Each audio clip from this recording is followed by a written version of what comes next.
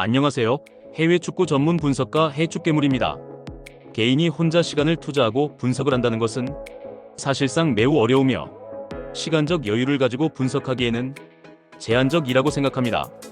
매번 혼자 해도 잘 맞지 않는 분석이시라면 위 적중인증 대화 내용처럼 각종 정보를 통하여 제공하는 픽을 받아보시면서 수익에 한 걸음 더 나아갈 수 있게 해드리겠습니다. 8월 30일 해외 축구 주요 경기에 대한 분석을 시작하겠습니다.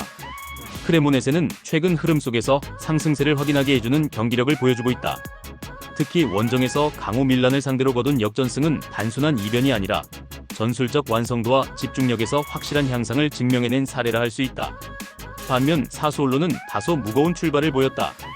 개막전에서 나폴리에게 0-2로 완패를 당하면서 공격 전개와 수비적 안정감 모두에서 약점을 노출하였다. 양팀의 최근 경기 흐름과 전력 보강, 그리고 전술적 방향을 종합하면 이번 맞대결은 크레모네세가 조금 더 우위에 서 있는 것으로 판단된다. 전술적으로 오버래핑을 적극 활용하는 크레모네세 측면은 사수올로의 후방 라인 부담을 가중시킬 가능성이 높고 이는 결국 승부를 가를 변수가 될 것이다.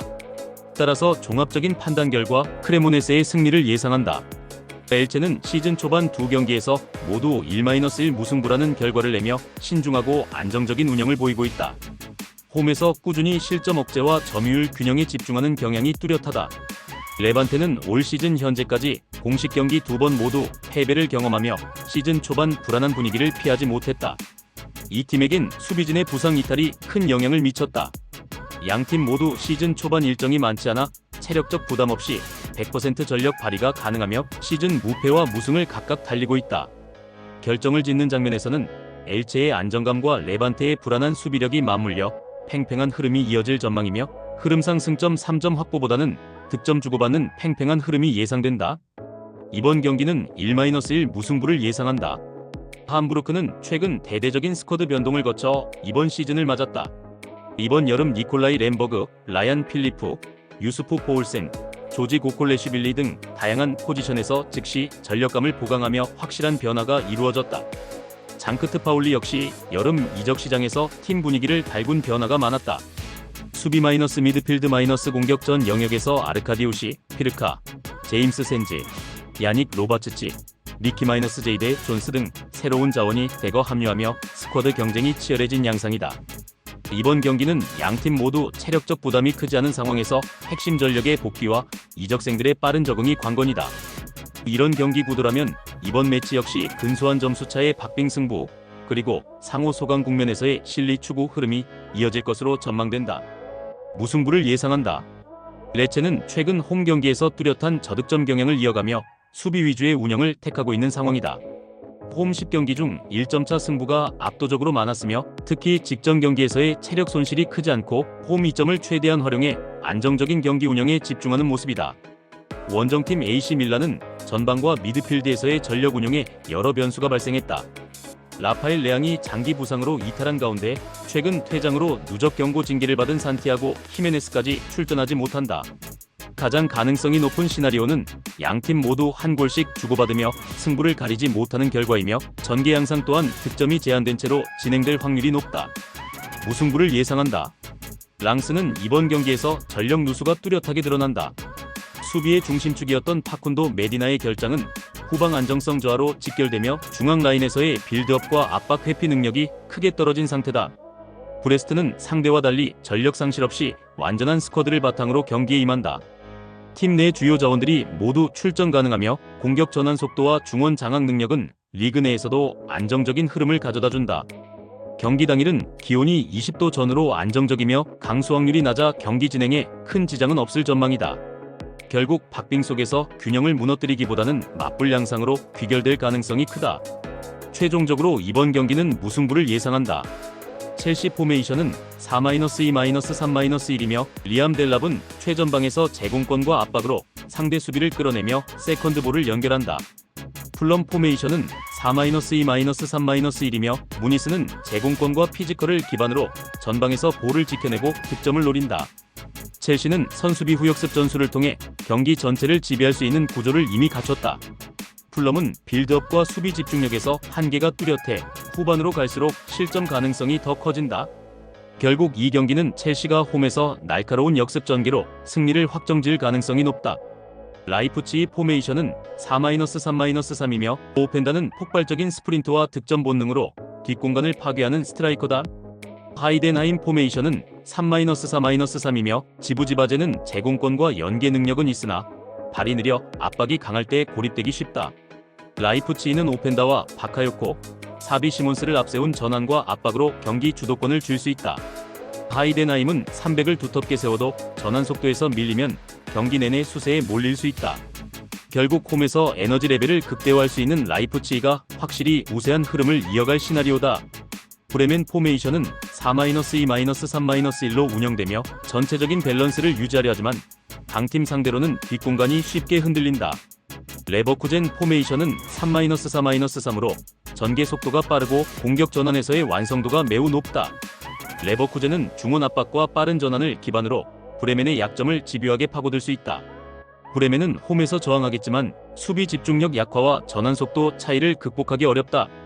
결국 이 경기는 레버쿠젠이 압박 강도와 공격 전개에서 앞서며 승리를 가져갈 가능성이 크다. 슈투트가르트 포메이션은 4-2-3-1이며 데미로비치는 제공권과 결정력을 겸비해 전방에서 타깃 역할을 맡는다. 글라트바흐 포메이션은 4-2-3-1이며 타바코비치는 골 결정력이 뛰어나며 문전에서 날카로운 마무리를 보여준다.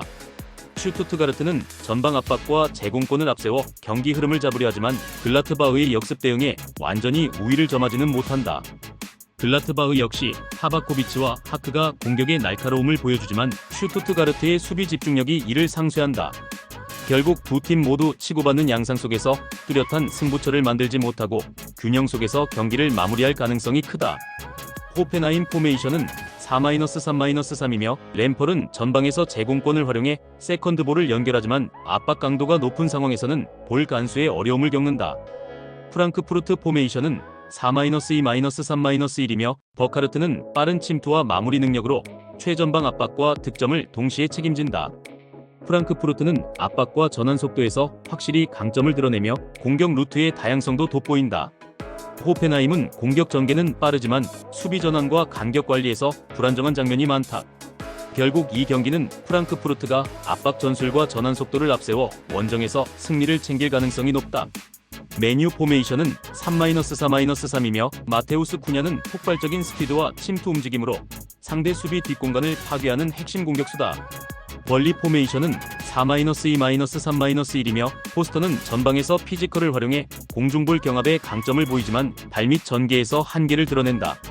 메뉴는 3백 수비 안정성을 바탕으로 브루노 마운트 쿠냐로 이어지는 역습 루트를 극대화할 수 있다. 반면 벌리는 전방에서의 버팀목 역할을 해도 중원 탈압박 실패와 수비 집중력 부족으로 경기 후반 위험에 노출될 가능성이 크다. 결국 메뉴가 압박과 전환 속도에서 앞서며 홈에서 승리를 가져갈 그림이다. 선더랜드 포메이션은 4-3-이며 엘리에제르 마엔다는 폭발적인 스피드와 1대1 돌파 능력으로 측면에서 상대 수비를 흔들 수 있다. 브렌트퍼드 포메이션은 4-3-이며 티아고는 운전 침투와 마무리 능력이 뛰어나며 제공권 싸움에서도 강점을 가진다. 선더랜드는 강등의 아픔을 겪고 다시 돌아온 팀으로 홈팬들의 열기와 선수들의 간절함이 경기 내내 살아 숨쉴 것이다. 마엔다와 자카, 탈비를 중심으로 한 전술적 밸런스가 뒷받침된다면 브렌트퍼드의 수비 라인은 흔들릴 수밖에 없다. 결국 이 경기는 선더랜드가 동기부여와 홈의 힘을 앞세워 승리를 완성할 가능성이 높다. 토트넘 포메이션은 4-3-3으로 전개되며 점유율과 전방 압박을 동시에 가져가는 팀이다. 본머스 포메이션은 4-1-3-1로 수비 안정과 역습을 동시에 노린다. 토트넘은 팔리냐를 중심으로 한 중원 장악과 윙어들의 날카로운 움직임을 통해 경기를 지배할 수 있다. 본머스는 수비적으로 버티겠지만 전환 속도와 압박 강도에서 차이를 극복하기 어렵다. 결국 이 경기는 토트넘이 홈에서 강한 압박과 공격 완성도로 승리를 가져갈 가능성이 크다. 울버햄튼 포메이션은 3-3-3으로 기본적인 수비 블록을 두텁게 세운다. 에버튼 포메이션은 4-2-3-1로 구조적 안정감과 공격 전환을 동시에 노린다. 울버햄튼은 스트란드 라르센과 아리아스의 움직임으로 공격 기회를 만들 수 있지만 수비 결손은 치명적이다. 에버튼은 측면 침투와 하프스페이스 공략으로 지속적인 압박을 이어가며 경기 흐름을 자신들의 템포로 끌고 갈 수 있다. 결국 이 매치업은 에버튼이 전술적 우위와 집중력을 바탕으로 승리를 확정지을 그림이 유력하다. 해축괴물 분석이 마음에 드셨다면 구독과 좋아요, 알림 설정해주시면 저에게 큰 힘이 됩니다.